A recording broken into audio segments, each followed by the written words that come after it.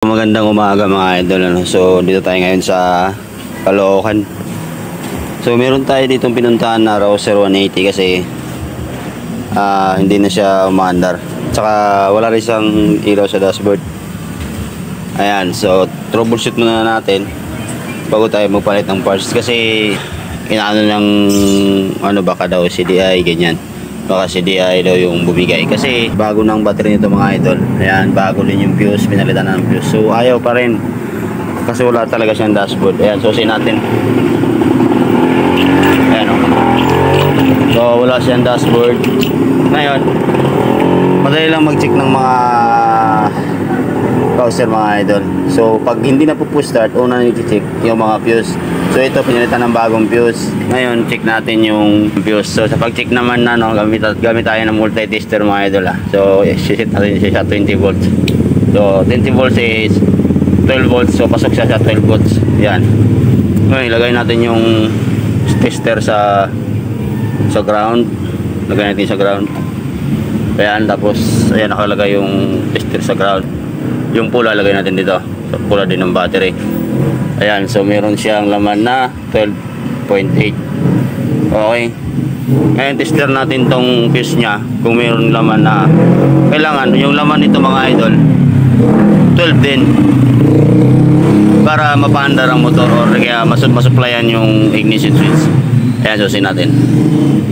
So meron siyang 12 volts. Yan, may 12 volts siya. Okay, so lipat tayo dito sa kabila kasi ganoon yan kahit bago. Ayan o, diba? So may problema tong sakit itong fuse nya. So, hindi tayo agad magsasuggest ng palit ng parts. So ayan o, makita nyo naman, tinister ko yung sa taas, naka 12 siya. Pag tinister mo yung sa baba, na fuse, naka 3 lang, 3, 4 yan o. So isa lang ibig sabihin yan, may problema tong yung sakit na to. Okay, so ngayon tanggalin muna natin yung fuse na nilagay nila. Tapos pagrektahin natin itong dalawa na to. Okay, pagrektahin natin andar yan mga idol. Ayan, so ayan o, pinagsama na natin yung dalawa na yan. Ngayon tester natin ulit siya, taas baba. So tester natin to.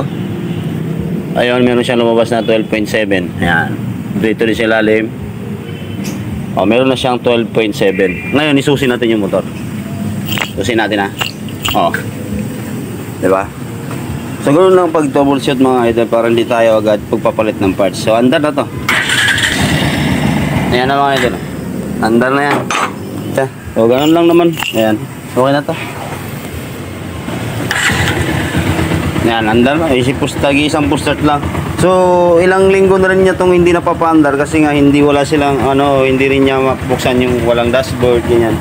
So pinagdudahan CDI. So sabi ko puntahan ko muna para sigurado tayo sa papalitan na parts. So yun na, andar na siya.